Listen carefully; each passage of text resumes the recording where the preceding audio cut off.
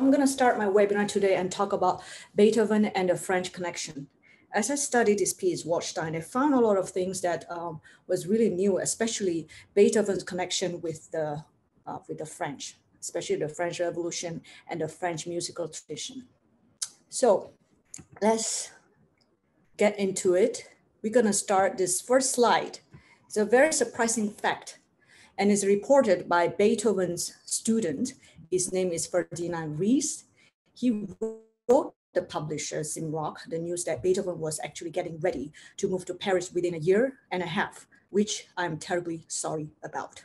This was actually a new statement I just learned. I didn't know that actually Beethoven was planning to move to Paris, but eventually he didn't really move there. It was just in his thought. And we could see during this time, 1802 to 1803, there are many connections to his being very inspired by Napoleon. Actually started by composing Ereca Symphony and then continue with a gift that he received from Erard. And there are a list of compositions that was really clearly influenced by the French musical aesthetics. So Beethoven, although he never really moved to Paris, he had brought the French tradition home into his compositions by incorporating significant French musical tradition, which we are going to talk about soon. So here is a Beethoven early contact with the French. It's actually started very early. When he was in Vienna, he was introduced to the General Ambassador of France in Vienna. His name is General Bernadotte, and he's a very important link. Through General Bernadotte, Beethoven got to know this violinist Kreutzer. You probably know his Violin Sonata No. 9 that was dedicated to Kreutzer. Before it was actually dedicated to some other violinist, but they had a clash, and at the end he dedicated to Kreutzer. So he got to know Kreutzer and the patron also Prince Lichnowsky. So through Kreutzer, he got to know this very important figure. His name is Battista Fiotti. He was actually the founder of the French violin school, or more specifically, the French violin concerto. We will see the connection of this violin concerto that was founded by Battista Fiotti in Waldstein.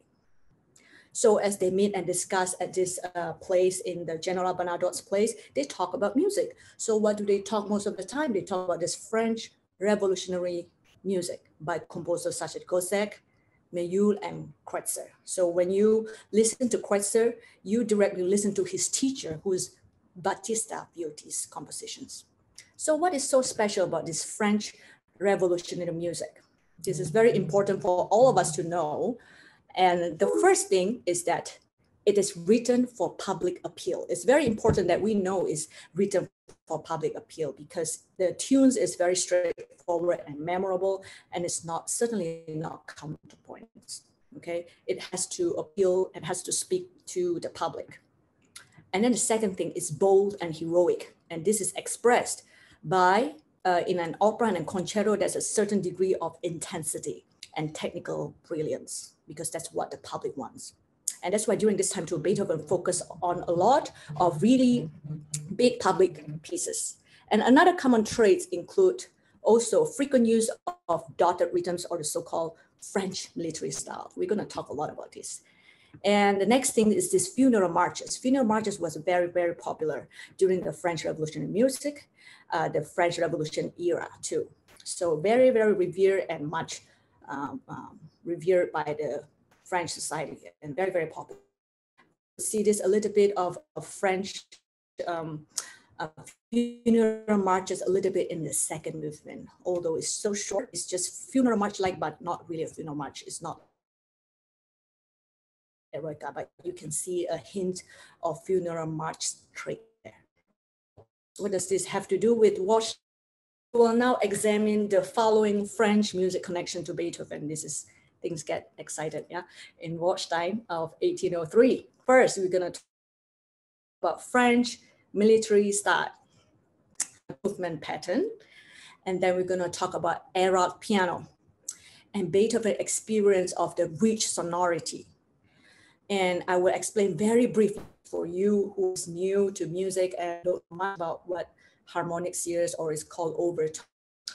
And then the fourth thing is Beethoven's use of Frenchpianism technique which is called les sons continus. We will talk more about this. It means continuous sound. So this is what we're going to discuss mostly in my wedding webinar. So let's hop on. The first point is the French military style. This is very important. Beethoven's use of French military style. This is the most pronounced element that links Beethoven to the French school. Okay, and you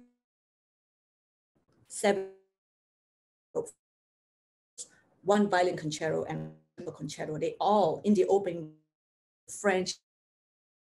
We will talk about what are the characteristics of the French military style.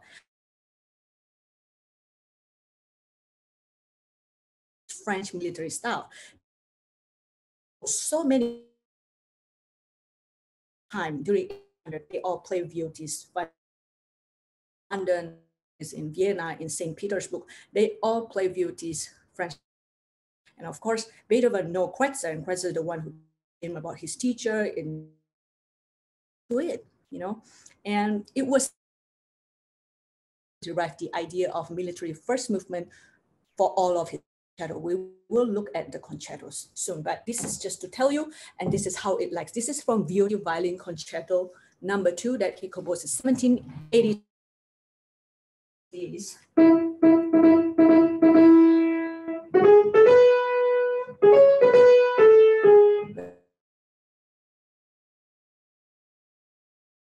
Very simple and memorable. Yeah.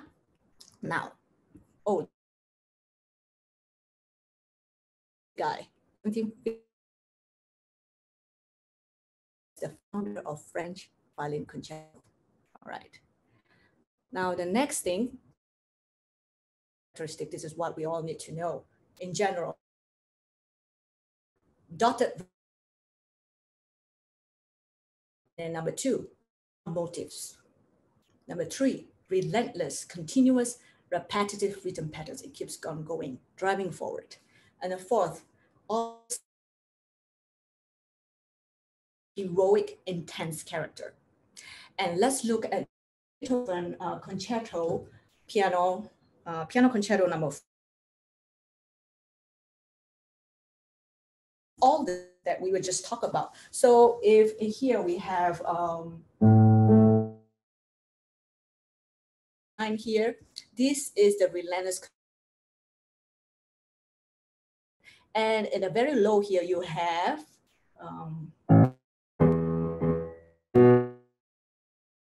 a drum motif, yeah? And in the melody,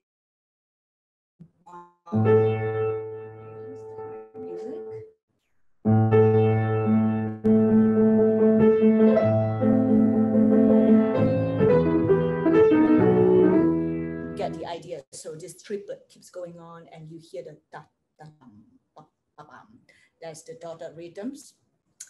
And then Concerto Opus 56, the opening goes, and the silence.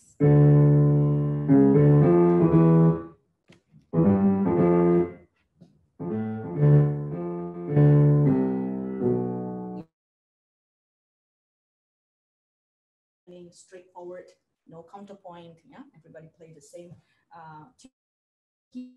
Beethoven Violin Concerto opens with timpani, yeah, and then the melody builder.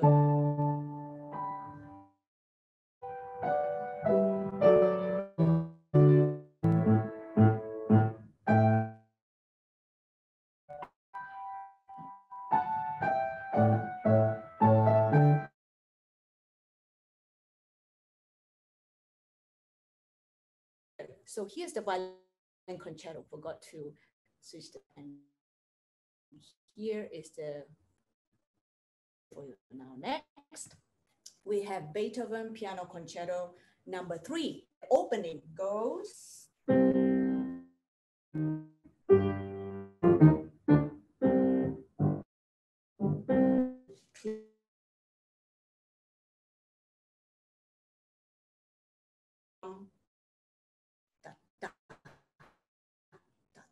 The kettle drums, yeah. Now, of course, in the Waldstein,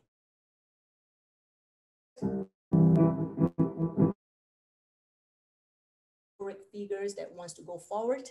And then you have, that's the dotted rhythm here too. All right, so I hope this could also be the drum motive.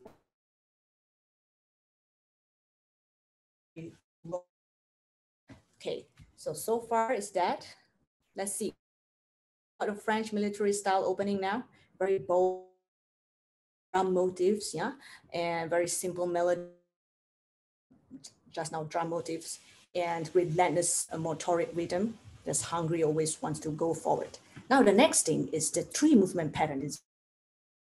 Now, Battista Fiotti, which I mentioned earlier, who was the founder of the French violin concerto, he followed a very standard slow, fast, slow. Okay, so what's so special about 3 movement pattern? We all know Mozart, Haydn also composed slow, fast, slow. I mean, fast, slow, fast movement. What is different is the second movement, because the second movement, the slow movement, was really about a third of the length of the first and the third movement. And it normally leads with no interruption to the finale. So normally the second movement go attacca and it goes directly to the third movement. And we see this very apparent in Beethoven Piano Concerto No. 4, the second movement leading to the third movement. Same thing happened in Triple Concerto. Also in the Violin Concerto, the Violin Concerto second movement was really, really long, but at the end, it just goes and watch Les Adieux, which you talk about, is also very, very short, goes into the third movement. And this is very much characteristic of Viotti's French violin concertos. I know not the violin, the Beethoven Piano Concerto No. 4.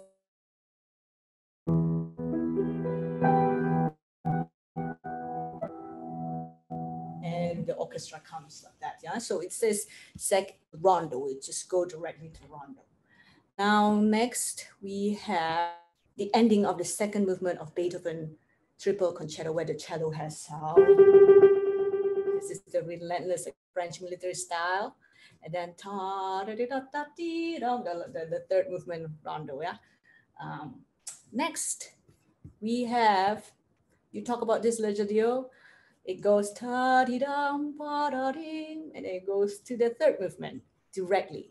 And same thing goes to the Beethoven Waldstein, also second movement, very brief, attacca subito il rondo, yeah? So these are the characteristics of the French violin concertos that Beethoven used in his compositions. That's very clear that he imported these French musical aesthetics into his compositions. He didn't need to go to Paris to import this musical aesthetics, yeah? So wow, this is the really big thing. Now the piano comes to him. He doesn't have to go there to try on the piano. That's so great about being Beethoven. We will discover something very surprising about this Erard piano. Anyway, so I show you, this is original piano, you know. It was actually in the Linz Museum. You can check it out, it's still there. It wasn't much discussed by a lot of scholars because they really think the Beethoven experience with this piano, Erard piano, was so short-lived. He didn't like it for a long time. That's the reason. And we are going to talk about that. So what is so special about this Erard piano? This Erard piano was actually Beethoven was really enchanted by its rich sonority. I will talk further as it's going to concern about harmonics.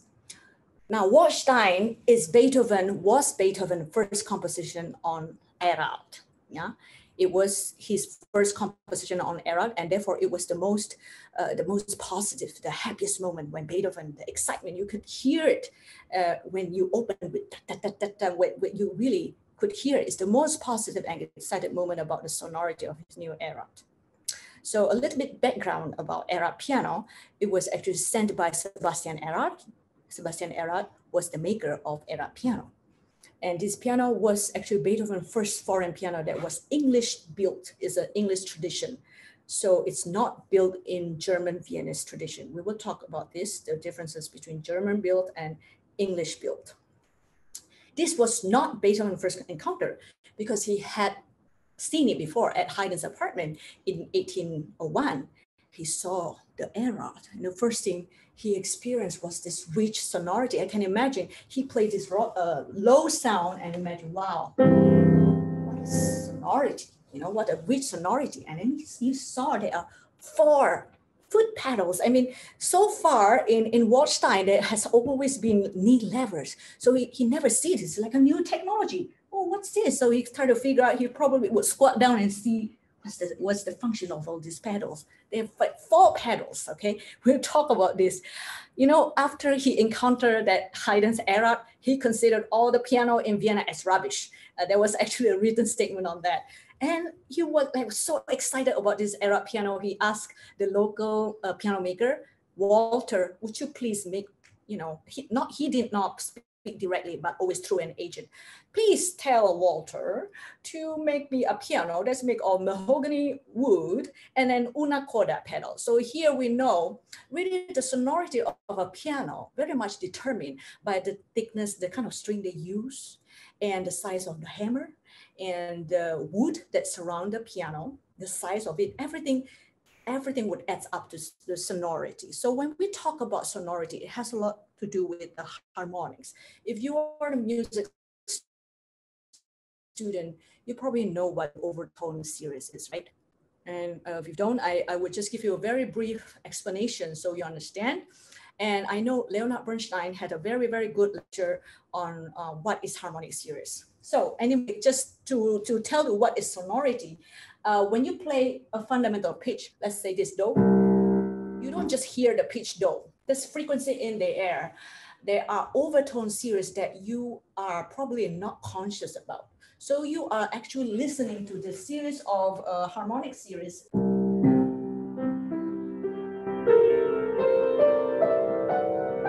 These are the harmonic series. You couldn't hear because the higher the frequency goes, the fainter, the more faint. So you couldn't really hear it. So these are just natural phenomenon. I mean, I cannot explain why it's there. It's just there because of the scientific, is the way strings vibrate. They don't just vibrate in do. So they will divide by itself. This is it's physical, it's physics law, the law of physics. So if you like physics, you should search more about what is harmonic series, okay? So the lower the tone, the more harmonic series that will be in that tone. So that is probably why that low do is very rich, very round. And you can feel in Erard with the kind of wood they use, the bigger hammer, probably a bit thicker than the usual one that Beethoven knows. It adds to the sonority, that really big sound. And Beethoven at this time, you have to know, he was already a little bit deaf. So when you hear that sound, it's like probably breathing of fresh air. So he really loved that sound. Okay, so unfortunately, the thing is, you know, this rich singing sonority of Erard came with a really big price. It's the heavy touch. It's quite a pity. He was not used to this heavy touch. You know, he eventually had the local, it was not mentioned who modified the piano. It was modified twice. Probably they tried to make it a bit, maybe the key depth, the way the key sing in was too deep. So maybe they tried to change the key depth and maybe make the hammer a bit smaller or something like that. It happened twice, and at the end, it didn't work out. So he said this piano was just useless by 1809. Well, there's something that we could say. While he still had this era with him, he composed Opus 53, which begins here very low. And then he has also Opus 54, which goes right, the opening, and of course, Sonata goes. Yes, everything just started so low that we don't normally see with his earlier sonatas. Okay, we're getting so excited. Then this is the point that I want to share about. This is an astonishing recent scholarship. It was so recent. They were saying that Beethoven actually ordered the French piano. It wasn't sent to him as a gift. He wanted it so bad. Probably there are many speculation. First, Walter could not make the piano he wants.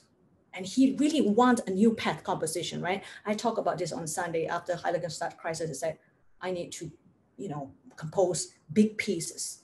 And if I were to go back to piano sonatas, I need something new. Probably that's why he needs a new inspiration. He badly needs French piano. Maybe that was the reason too. He felt like he wanted to go to Paris. We don't know. We don't know what happened, but he received this Erard piano in October because it takes time for the piano to go from Paris to Vienna. So that was just recent discovery. If you're interested, you can read this article by Maria Rose. You could probably Google it, but I think you have to pay because it's this scholars, a lot of the scholars' papers is under institution and because it's still living and it's under copyright law. So you're welcome to look for it. And then the fact Beethoven that actually he made an order, although the Richard said that he never really paid for it. So, but there was actually a proof of purchase. There was he made the order, he never paid for it, but still the same, he made the order.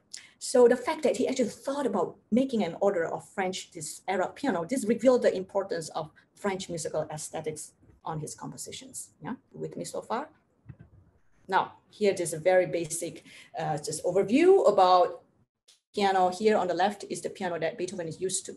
This is Viennese built, and this is the English tradition built. It's built in France, but the tradition goes back to the English tradition.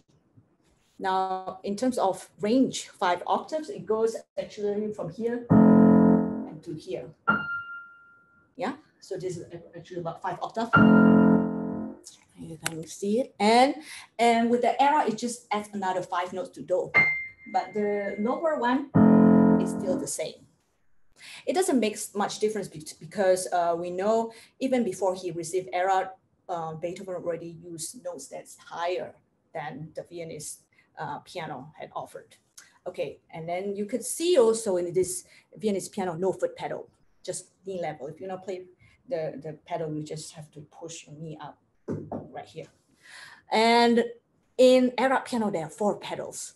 There's some of these pedals that are not in our modern piano, so I don't know how to explain to you. So the one that we use most of the time is una corda, and then damper pedal, of course, the one where the damper raised that we use it most of the time. A lute is probably some special effect, and a moderator, that's a special leather cloth that comes in to soften the tone. Everything is just for effects. French loves all these colors, different flavors, yeah? So Viennese tradition, this is the Viennese tradition that Beethoven is used to. The focus of this instrument is on lightness, clarity, and rapidity. So this instrument is built to speak, articulation, very much articulated. Like the German language is very, very much articulated.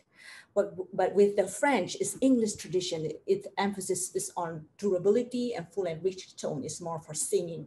One is a singing instrument, the long line. The other one is articulation, speaking. So it's clearly different. So Viennese pianists are known for their precision. They can play fast scale arpeggios, no problem, because the instrument is also very easy to play. So you need to push a lot and very brisk execution. They could play trills. They could even play this octave glissando, which is impossible to play also on the modern piano without practicing, of course. But on the Viennese piano, it's easy. It's like this. And maybe I can imagine you play the Chopin, the thirds, double thirds probably is easier also on the Viennese piano. You could try it. Now, the Erard pianists are known for their large cantabile singing style. Yeah. So it has a heavier touch, and it needs more strength. Definitely you need to push more. But for the Viennese, they need to pull. It's those very, very contrasting and very different. So what is this getting us to? We need to know a little bit of the Erard characteristic in order to understand the French pianism, the technique. Now, this is the most important thing that I want to talk about is Beethoven's use of the French pianism technique, which is called les sons continus, which means continuous sound. In Waldstein, we will see that. Now, using les sons continus to further enhance harmonics of the Erard. I can imagine when Beethoven played these low notes, this C major triads. Wow, the sound is so rich. What should I do with a piano composition to further enhance its harmonics to really make the best use of this Erard so it will really maximize its sonority? So he adjusted his creative output so that the Erard can maximize its sonority so it could sound like swelling even further You know, there's a technique that the French pianist composer used, which is called les sons continus, meaning continuous sound. How do you write continuous sound in melody and in accompaniment figures, and in also one type of embellishment that we will talk about that's called tremolando. So they are going, the French pianists are very, the composer, musician are very obsessed with this long sound, continuous sound in melody, not just melody, but accompaniment figures too. Now, probably the principle of this continuous sound, it has something to do with the tradition of the Baroque practice, if you know French accompanied keyboard sonatas and basso continuo. The French accompanied keyboard sonata just means like a chamber music, but with a written keyboard part, because during that time, the keyboard was not written. They have to read the figure bass, and that's where there's basso continuo. Because the thing about this instrument, it's a harmonic instrument. It can play harmonics, but the violin and the string, they can only play melody. So by having a basso continuo, you add a harmony, and therefore it creates a rich sound. It is probably linked to this past French music tradition, which is called French accompanied keyboard sonata and basso continuo. And the topic on this is quite deep. It requires another webinar, which we should not talk so much about today, so that you know what caused this les sons continus. Yeah, next thing. Les sons continus in melody. How to write long continuous melody in emphasis on long lyrical melodic lines. This really contrasts with the Viennese speech-like articulated lines, okay? This very contrast, it really tells us a lot about the differences between the French and the Viennese built piano. If you think about the piano are built so differently. French is for singing, and particularly the composer would want to write something that has long lyrical melody. And the Viennese, because it's built for speaking, that's why you have a lot of two slurs melody, or the phrases are all short and a lot of rest. Yeah, and the phrases are very much articulate that we understand what the composer wants. So that's very logical. So the French believe that the expressivity of an instrumental music, it depends largely on its ability to imitate the voice. So this is a sound on a melody. You have to imagine you're writing for a voice, or you're writing for woodwinds to imitate other instruments, because this, we don't have a bow. We have to imagine we're playing on a string or on a cello. So it's to imitate other instrument or imitate voice. Yeah. Now, one key figure in the les sons continus is this French pianist and composer and pedagogue too, by the name of Louis Adam. Now, Louis Adam wrote a very famous piano method book in 1804, in which he said legato playing is the only way one can imitate the voice on the piano. So a lot of legato playing, yeah, that's the only way to imitate the voice and other instrument, Louis Adam. Now I'm going to show you, this is a Romance is a movement 2 in Adam Piano Sonata in C. Some scholars actually said there's some connection between these compositions and the Waldstein, but we will see. The purpose I'm bringing this is just to tell you about this long melodic line in the second movement is titled Romance. And here I want to point to you the long melody in part.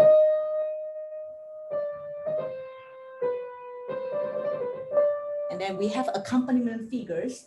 And then pedal was actually marked very clearly.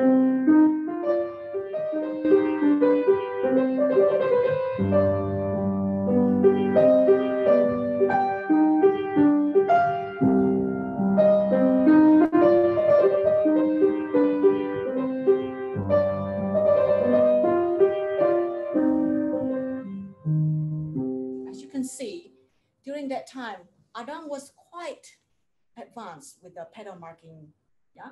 And then you see there's not so much this small short phrases, but there's a long melody. And then not only that, the accompaniment, da, da, da, da, da, da, it keeps going, yeah? We will talk about this accompaniment figures quite soon. Now next, now what about this in the opening? We don't see any long melody, obviously it's just motoric rhythm, French military style, that's right. But if you look deeper, there was actually, if you play this, the basic harmony is very simple.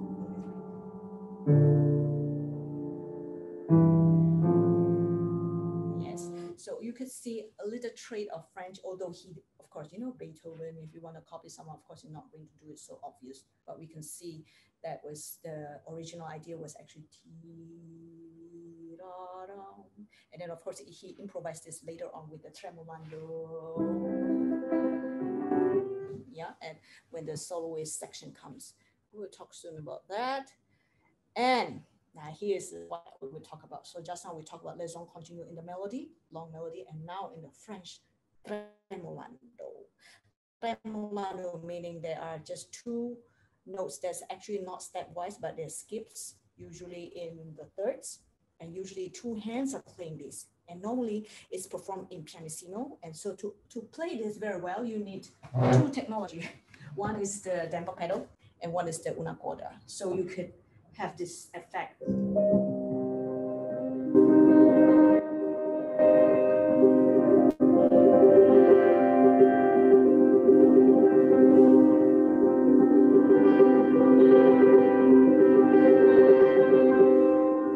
This is from Adam Sonata Opus 8 number 2 that we talk about. We just talk about his second movement. This is what actually is in Adagio. So he explained that tremolando must be made with such speed that sounds present nothing more than a continuity of its sound. So it's just like a sound effect, like the vibrato of a singer. So to successfully execute, the finger should barely leave the key.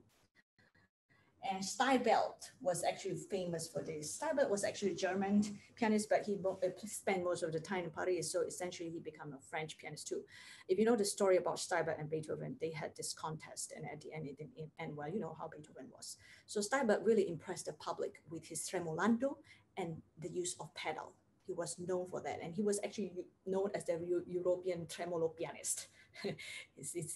He's good with all the tremolo. I think that was the first time when Beethoven listened to Steibelt playing, he was probably got enchanted, and probably he wanted to show his improvisation trick. I don't know if you know this story. It's quite a famous story. He took Steibelt's quartet part and turned it upside down and make an improvisation sort of to mock Steibelt. Steibelt was so furious, he left the room, and that was the end. They were never really in good terms.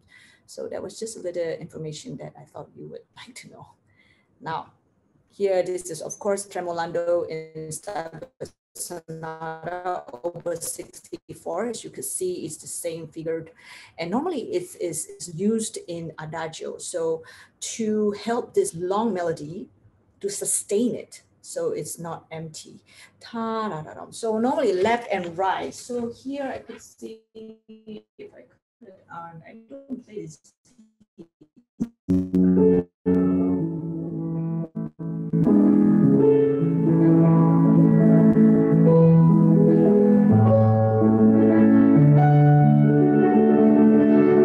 And so on, yeah. And of course, in Beethoven Waldstein, where the soloist part comes, we have this and this is the tremolo effect. And Beethoven, being himself, he wouldn't make it so obvious by writing exactly what Steibelt wrote and what Adam wrote. So he write in semiquaver so that we don't know this tremolando. But if you studied the influences of this French musical aesthetic, you know for sure he derived these ideas from Adam and Steibelt. So it goes.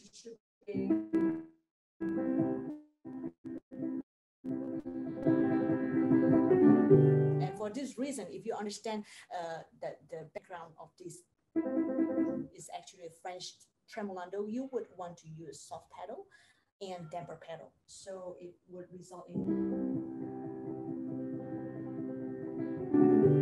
that's the effect that you want instead of playing too dry like this is probably the Viennese style. So if you play on Erard, you would want to use the pedal and expose the best of the singing instrument. Yeah. Next, les sons continue in accompaniment. So to enhance the sonority or harmonic series of a tone. So Frenchpianism is very, very well known for using busy repeated notes and chords, rising and falling arpeggios, scales, thirds, octaves, to enhance sonority. And we see this everywhere in Waldstein. It's first and the third movement, especially to drive the energy forward. And when you combine this with pedal, it will really create a swelling, sonorous singing style. And this is what Beethoven yearned for, that he couldn't achieve with his Viennese piano. Now, this is a very famous sonata by Mozart. I'm sure a lot of you know. And he actually composed this during his second visit to Paris. And this is just to tell you how the Frenchpianism around that time. So, so if you could see in the left here, we have, and then you, of course, you have this military pattern.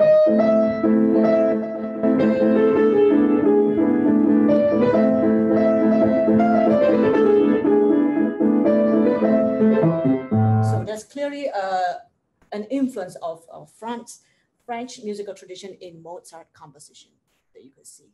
He wrote in Paris. Here you can also see.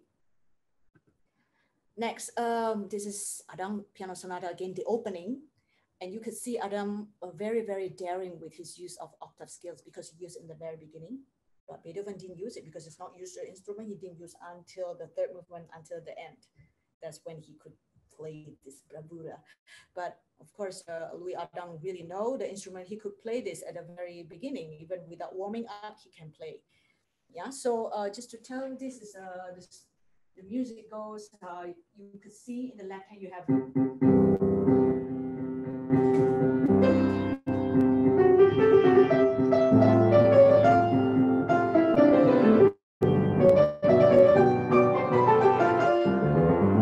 something like that. You can listen to it. Tom Begin actually made a recording of this on the Erard Piano copy by Chris Manet. And then example 18, we have a first movement from Beethoven Waldstein, which display repetitive chords in the lower register here. This is an example of liaison continue in the accompaniment to swell this harmonic series, you know, and with the pedal would even add more. So you make the instrument much more sonorous and a bit louder and richer and fuller, okay?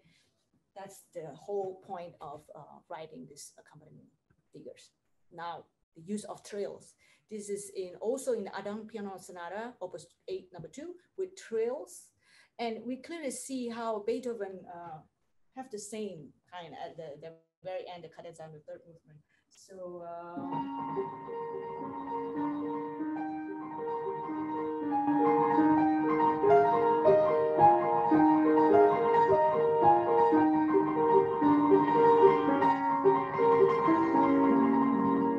you could see the similarity between this and the end, Waldstein with trills, yeah, of course, at the end when you have,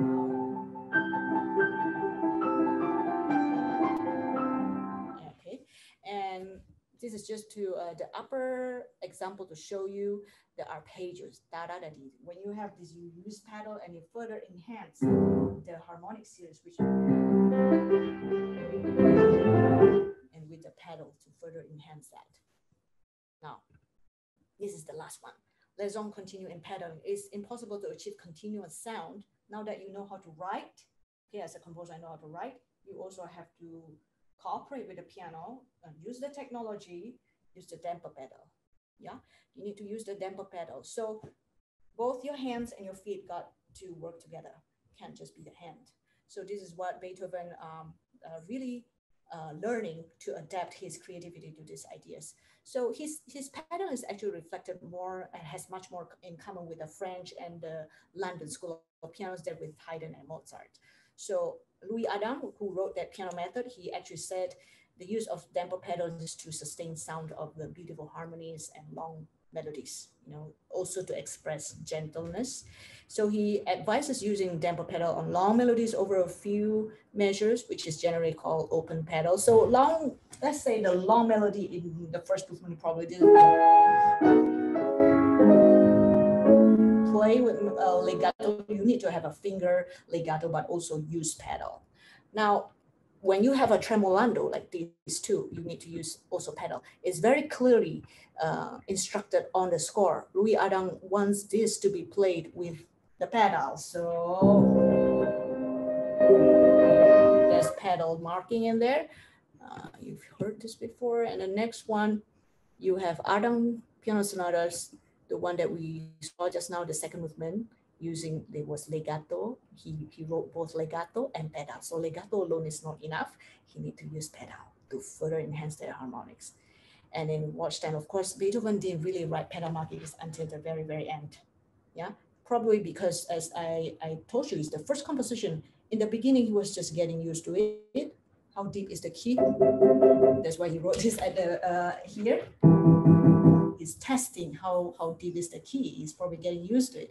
And by the end of the third movement, he finally got it. Okay, now I'm gonna write the pedal marking. That's why the pedal marking, I really think it only happens at the very end. But of course, as a performer, when you understand and where everything comes from, you can, of course, you can use pedal starting from the first movement, even though it was not indicated on the score, if you understand the background and the content of the music. Now let's take a look at, okay, we talked about most of the thing. Now I'm coming to the conclusion and the implication on performing on Beethoven Waldstein, which is very important. What is the practical implication that you could perform or you could practice, yeah? So we all need to know Waldstein was the first and foremost Beethoven French piano sonata. Okay, that was the only one. That's it. And it was first written, it was the first composition, it was written when he was the happiest, the most joyful, the most excited, when so he had this in his apartment. He was so excited. Then Waldstein, Waldstein's most notable French elements can be traced back to the following. Play a significant role in the composition of Waldstein. That was built on the English tradition, the method book. This in 1804, and then Battista Filti, who was the founder of the French Violin Concerto. We are going to just remind you again about these three important figures. If you forget anything else, you must remember Erard Piano, Louis Ardan, and Battista Filti. Yeah, remember these three. Now I will just tell you a little bit, just in case you forget.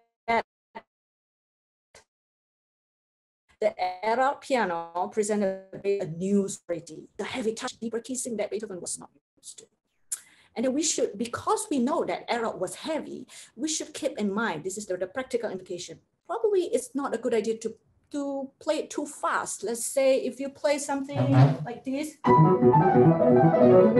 what probably is that's a little bit too much, too fast. So you should consider the overall tempo. And I would say this tempo, you could still hear every individual note and you could still sing with it. And if you can, that's your tempo, yeah? So while still expressing both forward moving character, of course, not too slow that it couldn't move forward, yeah? So it still needs to move forward.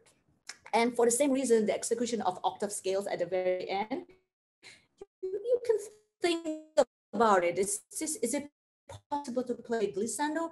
There are a lot of pianists who, some of them play two-hand. I think that's perfectly fine. Some can even manage to play glissando. I haven't practiced, so I don't know how to play octave glissando on a modern piano. But because there's an Erard heavy touch, you need to know it's very deep. So I don't think it's possible for Beethoven to write something that he couldn't even perform. He is also a pianist and as a composer. That's why at the very end, the score says 1515. That's the reason behind it, because of the heaviness of the Erard Piano. So I think it should just be played.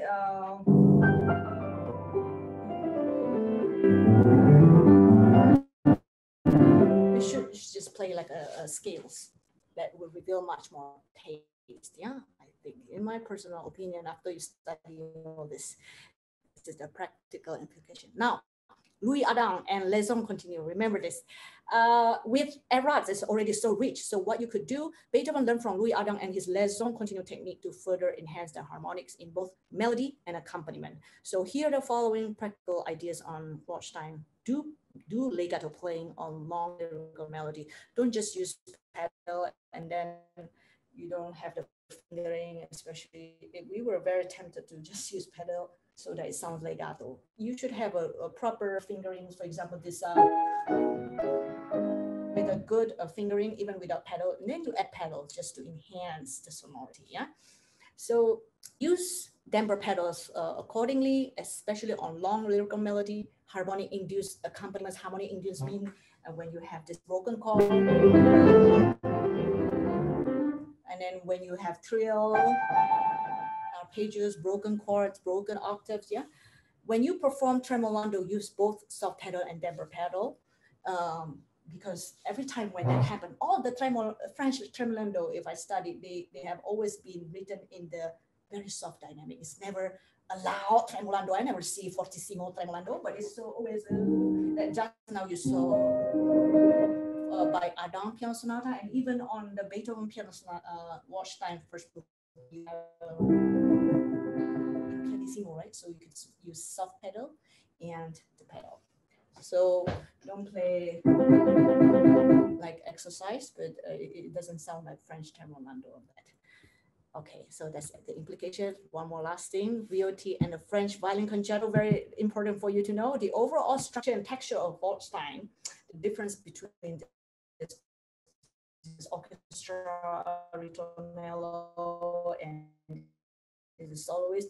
This is very much violin concerto. He wrote so many of them. You can go to Spotify and listen to it. And of course, his name was not so much. I mean, a lot of people kind of forgot about VOT, but you must know his Beethoven violin concerto was very much modeled after this. And the Kreutzer sonatas, he learned so much from these French maestros. So here are the following violin concerto characteristic found in Waldstein.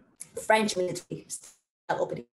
Remember, French military style opening, when you see dotted rhythms, you must see, is this French military opening?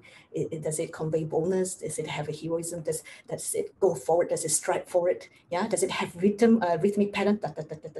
Does it keep going? And then does it have a drum-like motifs? Look for that signs, yeah? And then three movement sonata form, look, if there's a brief second movement going to the last without pause, that's definitely it comes from the French violin concertos. Okay, so at the end, this was just an addition. If you want to know more about other Beethoven's French work, it's very apparent, of course, in Erard Symphony, in the Battle Symphony, in the Fidelio and Kreutzer sonatas. Now, by the way, this is Cherubini. Beethoven loved him so much. Actually, his opera, Leonore, was very much modeled after him. And also his funeral march was very much modeled after Cherubini. It's very popular, and he was actually Italian, but he's in Paris for a long time. So this is his inspiration, Beethoven's inspiration. Now, for further discovery, you can read this. I write a list.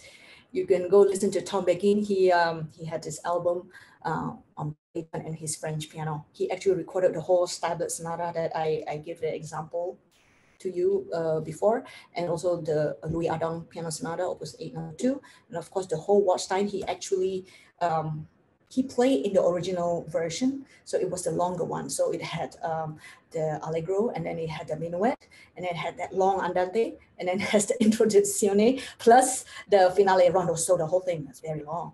I think it was almost like what, 15 minutes or something like that, very, very long. So, and then this is a paper from Andrea Botticelli. He talked about the relationship between the piano sonority and evolving instrument design. And Boris talked about Beethoven and his violin school, and Swafford Young is Beethoven. I have always referred to this to learn more about his personal life, basically. And Tilman Skoronek, he wrote about Beethoven Erard Piano and his influence on composition and on Vietnamese fortepiano building. So thanks to all this research and individuals, that we had access to this very, very important knowledge that we all learned together tonight. Yeah. And of course, I have this further listening I compile and that you can listen on your own. And thank you so much for listening tonight. I hope the information I just shared was quite clear and concise, and I hope you retain some here because there'll be quiz after this that I've made. So Dr. Johannes, I give the time to you.